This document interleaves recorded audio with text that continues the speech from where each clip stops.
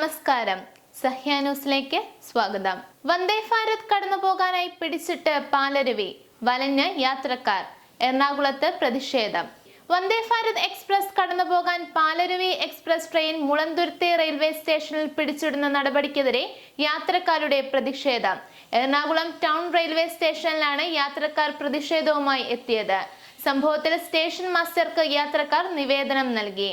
രാവിലെ 8:25 എറണാകുളം ടൗണിൽ എത്തുന്ന വന്ദേ ഭാരതിന് കടന്നുപോകാനായാണ് പാലരുവി എക്സ്പ്രസ് മുളന്തുരുത്തിയിൽ പിടിച്ചിടുന്നത്.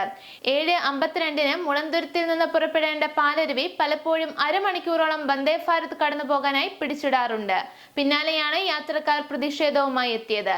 കോളേജ് വിദ്യാർത്ഥികളും ജോലിക്കാരും സ്ഥിരമായി ആശ്രയിക്കുന്ന ട്രെയിനാണ് പാലരുവി എക്സ്പ്രസ്. കഴിഞ്ഞ കുറെ മാസങ്ങളായി വിഷയത്തിൽ നടപടി വേണമെന്ന് യാത്രക്കാർ ആവശ്യപ്പെടുന്നുണ്ട്.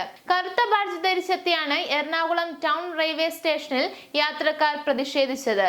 പാലരുവി എക്സ്പ്രസിനെ മുളന്തുരുത്തി സ്റ്റേഷനിൽ പിടിച്ചിടുന്നതിന് പകരം തൃപ്പൂണിത്തറയിൽ പിടിച്ചിട്ടാൽ ജോലിക്ക് പോകേണ്ടവർക്ക് ഉപകാരപ്പെടുമെന്നാണ് യാത്രക്കാർ പറയുന്നത്. കോട്ടയം വഴി എറണാകുളം ഭാഗത്തേക്കുള്ള യാത്രാക്ലേശം രൂക്ഷമാകുകയാണെന്നും യാത്രക്കാർ പറയുന്നു.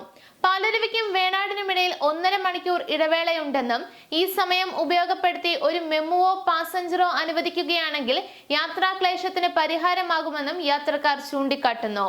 യാത്രക്കാരുടെ എണ്ണം കൂടിയതോടെ പാലരുവിയിലെ യാത്ര പലപ്പോഴും ദുഷ്കരമാകുകയാണെന്നും ട്രെയിനിൽ കൂടുതൽ കോച്ചുകൾ അനുവദിക്കണമെന്നും യാത്രക്കാർ ആവശ്യപ്പെടുന്നുണ്ട്.